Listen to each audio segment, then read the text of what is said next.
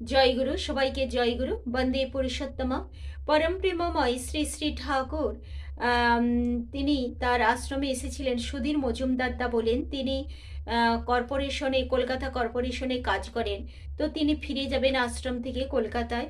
শ্রী শ্রী ঠাকুর তাকে বলছেন যে তুই কলকাতায় গিয়ে অবশ্যই এই ক্যালিফোর্নিয়া ফিগ, যেটাকে উদম্বর বলে, ডুমুর, আমরা অনেকেই চিনি, এটা এটা অবশ্যই পাঠিয়ে দিবি।